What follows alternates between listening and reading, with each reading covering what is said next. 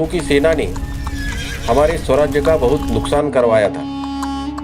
उसने किसानों को लूटा, उनकी फसलें बर्बाद की और स्वराज्य के आर्थिक राशि को बहुत हानि पहुंचाई।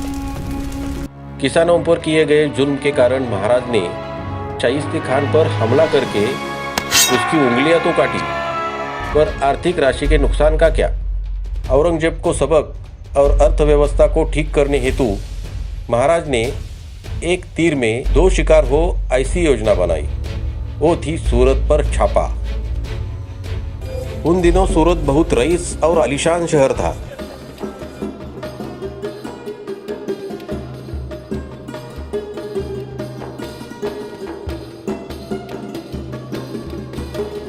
दुनिया के बहुत रईस व्यापारियों का वो ठिकान बन गया था। बड़े व्यापारियों की बड़ी हवेलियां वहां थी। उस समय पोर्तुगीज, डच, ईरानी, अरबी आदि लोग सूरत में अपना व्यापार करने आते थे और सिर्फ अकेले सूरत शहर से मुगल सल्तनत को हर साल 10 लाख अशरफियों का महसूल मिलता था। इधर महाराज ने अपनी रणनीति की योजना करने के लिए सूरत की छोटी छोटी और महत्वपूर्ण बातें मालूम करने की जिम्मेदारी गुप्तहेर प्रमुख बहिर्जी नाइक को दी। बहिर्जी ने अपना कार्य शुरू किया। उन्होंने अपने गुप्तचरों को काम पे लगाया और बहिर्जी नाइक खुद भेष बदलकर सूरत में गए और वहाँ की जानकारी रास्ते मालूम कर ली। ये बड़ी जोखिम का काम बहिर्जी ने बड़ी चालाकी से किया और महाराज के पास आए। महाराज, हमने सूरत के चप्पे चप्पे की जानकारी हासिल कर ली है। बहुत अच्छे बहिर्जी। महाराज और बहिर्जी योजना करने बैठ जाते हैं। महाराज, ये रहा सूरत के सभी रईस लोगों के हवेली का नक्शा। सूरत में अभी सिर्फ 1000 की मुगल सेना मौजूद है और सूरत शहर का सूबेदार इनायत खान बिल्कुल गंभीर नहीं है। बहिर्जी, इस मुहिम में हमारा एक ही उद्देश्य होगा, जितनी हो सके उतनी धनराशि वहां से लेकर आना। हमें वहां बिल्कुल संघर्ष नहीं करना है। सभी हमारे नियोजन के अनुसार ही होना चाहिए। महाराज और बहिर्जी में बहुत देर चर्चा होने के बाद उन्होंने ऐसी योजना की। पहले महाराज मुंबई से होते हुए नदी के किनारे से निकलेंगे। सूरत के बाहर हमारे गुप्तचरों की छावनियां लगाकर रखी होगी। सही वक्त पर सूरत में घुसेंगे और संपत्ति लेके आते समय अलग अलग रास्ते से आएंगे। वापस आते समय खाली घोड़े पहले से ही तैयार रहेंगे। बहुत खूब। पर सभी सरदारों की अभी बैठक बुलाओ। जी, सभी सरदार बैठक के लिए उपस्थित होते हैं।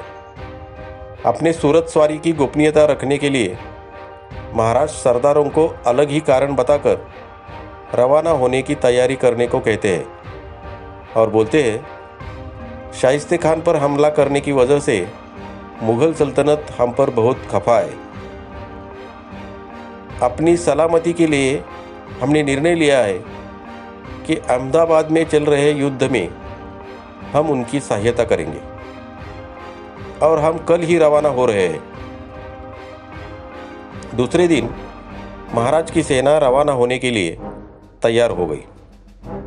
जैसे ही मराठा सेना निकल पड़ी, मराठों ने अलग अलग अफवाहें फैलाना शुरू किया। उन अफवाहों की वजह से मुगलों में बहुत अफरा तफरी मच गई। औरंगाबाद को लगा महाराज हम पर हमला करने आ रहे हैं, तो उन्होंने अपनी सेना तैयार की। मुरुड जंजीरा किला भी महाराज के हमले को जवाब देने के लिए तैयारी में लग गया। इसके साथ महाराज मुंबई पर हमला करने वाले हैं, इस अफवाह से वे भी युद्ध की तैयारी में रहे। औरंगाबाद, मुरुड जंजीरा और मुंबई बड़ी अफवाह के शिकार बनते हैं और इसमें महाराज सबको चकमा देकर सूरत के पास आ पहुंचते हैं। सूरत अब संकट में आ गया था।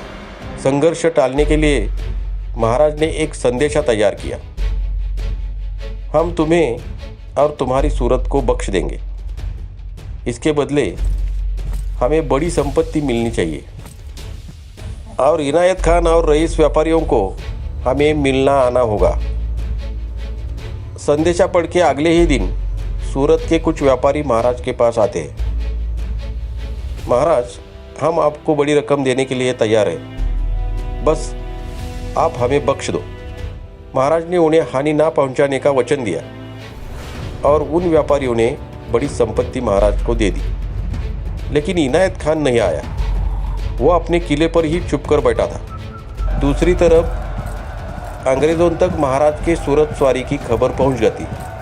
उन्होंने सूरत का शक्ति प्रदर्शन करने के लिए अपने सैनिकों की रैली निकाली और अपनी युद्ध की तैयारी दिखाई। तभी इनायत खान का वकील महाराज के पास आता है। महाराज, हम आपको बड़ी रकम देने के लिए तैयार हैं, लेकिन जो भी रकम आपने व्यापारियों से बरामद की है वो हमें वापस चाहिए और आपको हमसे माफ़ी मांगनी होगी। महाराज, कुछ कहने से पहले ही वकील फिर से कहता है, और एक बात आपको बतानी है, अकेले में क्या आपके पास आने की अनुमति है? हाँ ठीक है, बोलो। जैसे ही वकील महाराज के पास आता है वो अपना गुप्त हथियार निकाल के महाराज पर हमला करने की कोशिश करता है, पर महाराज के अंगरक्षक जल्द से आकर उस वकील का हाथ काट देते हैं और उसे मार देते हैं। परंतु महाराज को छोटी सी चोट आती है। वो देखकर मराठी सैनिक गुस्से से कहते हैं, महाराज, हमें आज्ञा दो, अभी सूरत को बदसूरत करके आते हैं, नहीं छोड़ेंगे उस इनायत खान को। सही कहा, अब हम चुप नहीं बैठेंगे, लेकिन याद रहे, छोटे बच्चे, महिलाएं, बुजुर्ग लोग, जनता को बिल्कुल चोट नहीं लगनी चाहिए। मंदिर, मस्जिद आदि को भी हमें कुछ होने नहीं देना है और जिन व्यापारियों ने हमें बड़ी रकम दी है उन्हें भी नुकसान पहुंचाना नहीं है। हमारा लक्ष्य सिर्फ मुगल सेना है। मराठों ने अब सूरत पर हमला बोल दिया। उन्होंने भंडारखाना लूटना शुरू कर दिया।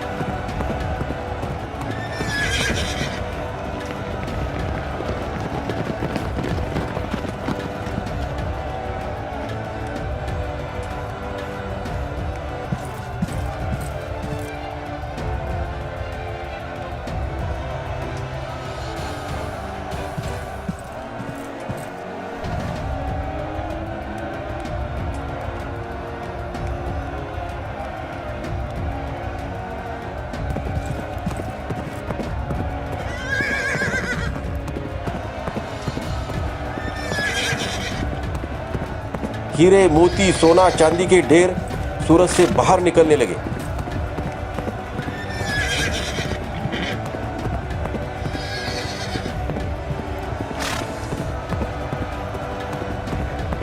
मराठों ने बाजार पेट को आग लगा दी।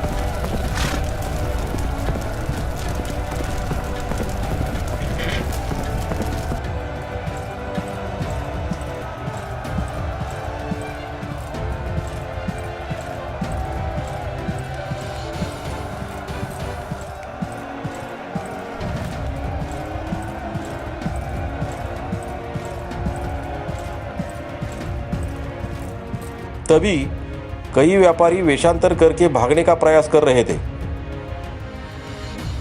पर बहिर्जी नाइक और उनके गुप्तचरों ने उन्हें चारों तरफ से बीच रास्ते में ही पकड़ लिया। इसी तरह से सभी संपत्ति और कीमती वस्तु घोड़े पर लाद कर महाराज और मराठों की सेना बिना लड़ाई के सही सलामत स्वराज्य में लौटती है। कैसा लगा वीडियो? सच में महाराज का गनीमी कावा और बुद्धि कौशल्य बेहतरीन था। आप लोगों की इस बात पर क्या राय है, हमें कमेंट में ज़रूर बताएं। जय भवानी, जय शिवराय।